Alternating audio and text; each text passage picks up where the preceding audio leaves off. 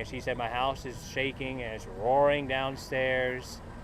And, you know, she's, her being in her later years, she didn't know what to do. And, I was still talking to her, and then she got disoriented, it got in the water, and she almost got pulled out of the house because I heard her fighting to try to get out. I was like, no, you got to get out of the water. You stay where you are. And tell me what this house means to you. This is where I grew up for all my years. And, this is a house my mom and dad built together back in the early 80s or late 70s. And overall, there's a lot of childhood memories here because, there's a creek right behind us, go out there, go fishing, and, had a bunch of farm animals here and there. And I knew that I heard about the flood, and we got my mother out on Saturday, and it was at 3 in the morning, and my wife woke up around 3, and she had an inkling to check Facebook, and saw there was an evacuation order from Big Sandy. And she said, woke me up and said, your uncle, you need to call your mom. And I called her, and she, was so out of it that she didn't call the police or anything. And she said, my house is shaking and it's roaring downstairs. And, she's, her being in her later years, she didn't know what to do. So my wife called, 911 while talking with dispatch, and dispatch talking to firemen, because they couldn't see her house because there's mobile homes in front of it. And I said, it's a red house, with a big gate up front. And, I was still talking to her, and then she got disoriented, it got in the water, and she almost got pulled out of the house because I heard her fighting to try to get out. I was like, no, you got to get out of the water, you stay where you are. And, we were doing a 5-way phone call, just talking with the firemen and try to get her out. And they got her out by boat with 6 feet of water on the first floor behind us. This house is on pier and beam.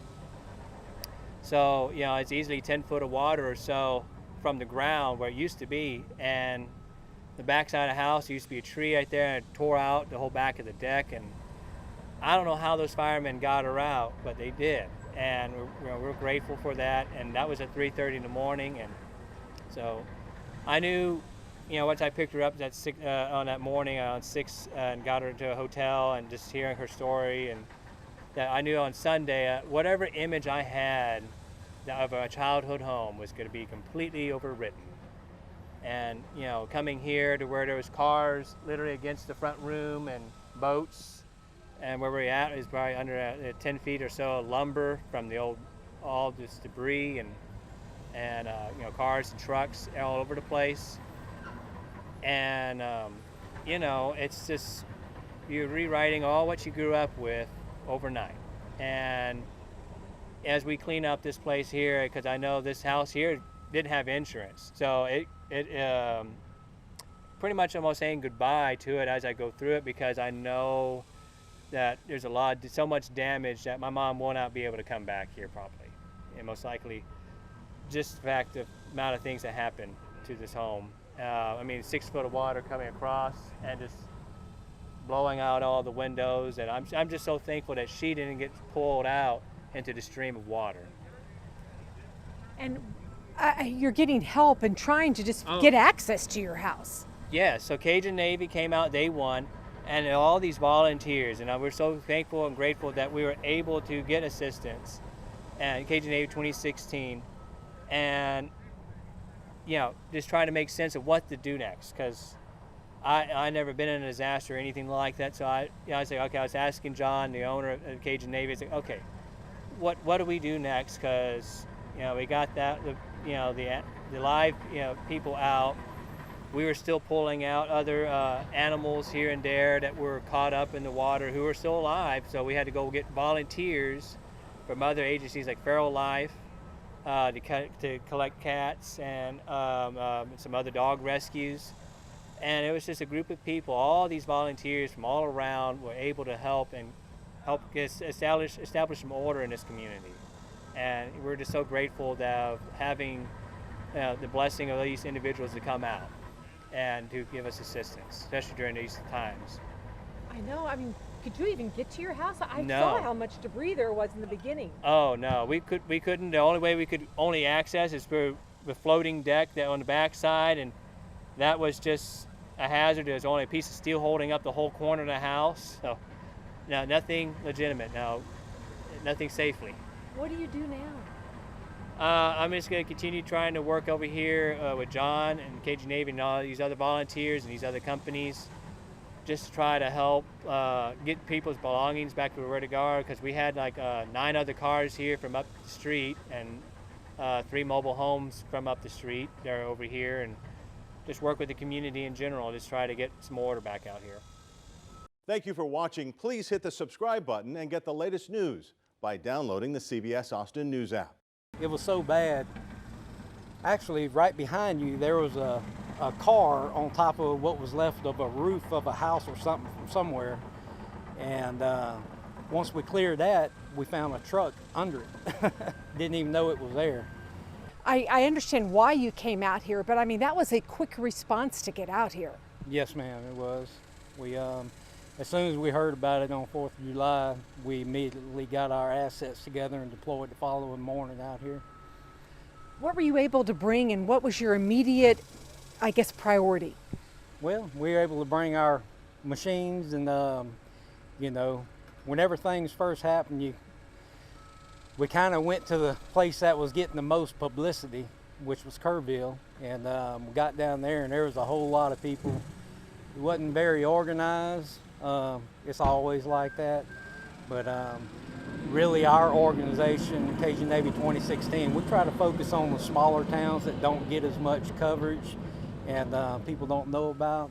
And as you can see, this small town right here, it really got hit pretty hard. I know that yesterday they found what may be the last missing person in Travis County. Did you all, I know I had talked a little bit before, did you all help in that effort, and how did you help? No, ma'am, that was county workers. We were actually working on the other side of that low water bridge and at this spot here also. But yeah, the county workers that were clearing the debris between the bridge and the new low water bridge, they discovered that. Gotcha. You all didn't help in clearing the debris to help the searchers get in there? Not in that particular location, no, ma'am. We actually found, I forget exactly what day it was, maybe the beginning part of the week. We did, one of our guys discovered the individual in a pile up here at the very beginning of the street. But that I know of, there's probably been 3 people recovered that I know of right here. You know, not counting what the SAR teams have been looking at also. It's just so hard. But you all get in, and what you're able to do is clear the way for people to come in and get to their homes.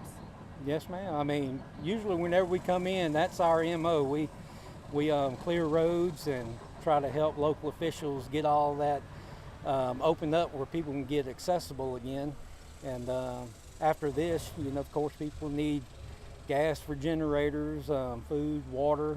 A lot of them, they lost all that. So we're blessed enough to be able to come in like that and make a big difference. And I know it's also, I mean, you can't even get your insurance adjuster out here until you clear the road. Yeah, I mean, it's a process, you know. In the first part, you have search and rescue, and then unfortunately comes recovery. And then we try to get debris cleaned up where these homeowners can kind of get back in and get that adjuster out here to kind of see what's going on and hopefully get them stabilized as quick as possible. How is this deployment for you all different than maybe others that you've done? This one here, it's amazing the amount of destruction. You know, this particular area where we're standing right now, the current, the river's right there, so everything was flowing parallel with this street. Manufactured homes, travel trailers, vehicles, you name it.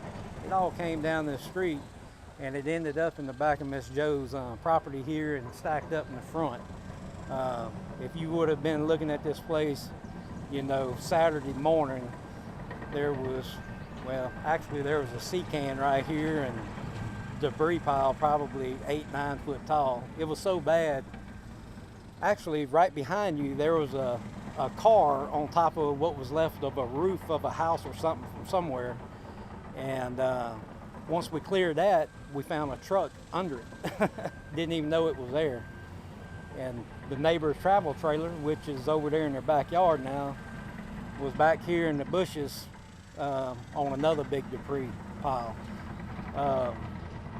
Miss Jo, she had some dogs here, and unfortunately 8 of those perished, and we were able to dig them a grave site over there and give them the burial that they needed. And you know, it affected more than just people. It affected wildlife, and people just don't understand until they get out here and put their own eyes on it. These pictures and videos that you see just don't do it justice. I agree with you. What's your next step in this process? We're just trying to get things cleaned up, and you know, so hopefully the people that want to stay here and rebuild, they'll have a clean slate to start over again. And you know, it's just crying shame, like this house right here. This lady, she's almost 80 years old, and everything she's collected her whole life. I mean, it's really depressing grabbing all these antiques that we're having to throw out. They're not salvageable. And just grabbing with this machine, and I mean, that's what she owns right there in that pile. Well, that's just one pile of probably 10 that we put out here. But you know, everybody needs to pray for these people down here. Pray for all the first responders, everybody involved with the search and rescue from top to bottom. I mean, it takes a village to pull this off and get everybody's lives straight again. And, you know, we're just doing a very, very small part of it.